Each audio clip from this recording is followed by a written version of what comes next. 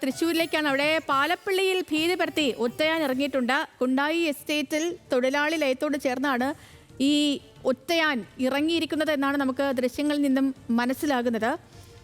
ലയത്തോട് ചേർന്നാണ് ഒറ്റയാൻ ഇറങ്ങിയിരിക്കുന്നത്. വീടിനോട് ചേർന്നുള്ള കൃഷിയും ഈ ഒറ്റയാൻ നശിപ്പിച്ചിട്ടുണ്ട്. ഒറ്റയാന്റെ നിരന്തര ഭീഷണി ഉണ്ടെന്ന് നാട്ടുകാരും പറയുന്നുണ്ട്.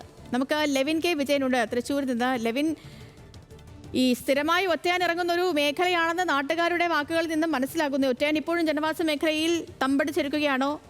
കാട് കയറ്റാനുള്ള ശ്രമങ്ങൾക്ക് തുടക്കമായോ? വനം വകുപ്പ് ഉദ്യോഗസ്ഥർ അടക്കം ഈ മേഖലയിലേക്ക് എത്തിയിട്ടുണ്ടോ? എന്താണ് നിലവിലെ സാഹചര്യം ലെവിൻ? ഏകദേശം ഇന്ന് പുലർച്ചെ എത്തിയ ജനവാസ മേഖലയിൽ എത്തിയ ഒറ്റയാൻ മണിക്കൂറുകളോളം സമയം ഇവിടെ ചെലവഴിച്ച ശേഷമാണ് തിരികെ മടങ്ങാൻ തയ്യാറായിട്ടുള്ളത്. പ്രദേശവാസികൾക്ക് ഈ പാലിപ്പള്ളി നമുക്കറിയാം നിരന്തരം ആനശല്യം ഉണ്ടാകുന്ന തൃശ്ശൂർ ജില്ലയിലെ ഏറ്റവും പ്രധാനപ്പെട്ട സ്ഥലങ്ങളിലൊന്നാണ്.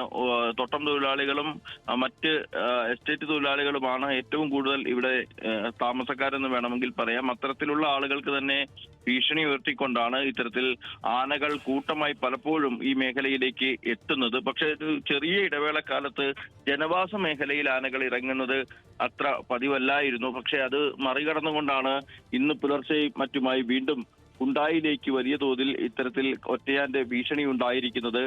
ജനവാസ മേഖലയിൽ പ്രത്യേകിച്ച് തോട്ടത്തൊഴിലാളികൾ താമസിക്കുന്ന പാടിയിലും മറ്റും പുലർച്ചെയാണ് ആനകൾ ഇത്തരത്തിൽ എത്തിയിരിക്കുന്നത്. കൂട്ടമായി എത്തിക്കൊണ്ടിരുന്ന മേഖലയാണ് പാലിപ്പള്ളിയെങ്കിലും ഇന്ന് ജനവാസ മേഖലയിൽ ഒറ്റയാൻ എന്നുള്ള നിലയിൽ തന്നെ ഒരു ആന മാത്രമാണ് എത്തിയത്. ഒറ്റയാനെ നമുക്കറിയാം പ്രത്യേകിച്ച് മനുഷ്യരെ ഉപദ്രവിക്കാൻ കൂടുതൽ സാധ്യതയുള്ള അത്തരത്തിലുള്ള ആനകളാണ്. ഒറ്റയാൻ ഒറ്റയ്ക്ക് കൂട്ടത്തിൽ നടക്കാതെ ഒറ്റയ്ക്ക് നടന്ന് ജനവാസ മേഖലയിൽ എത്തുമ്പോൾ അതിനെ ഏതെങ്കിലും നിലയിൽ കാണുകയോ മറ്റോ ആളുകൾ ചെയ്താൽ അത് വേഗത്തിൽ ആക്രമിക്കാനുള്ള സാധ്യതയും കൂടിയുണ്ട്.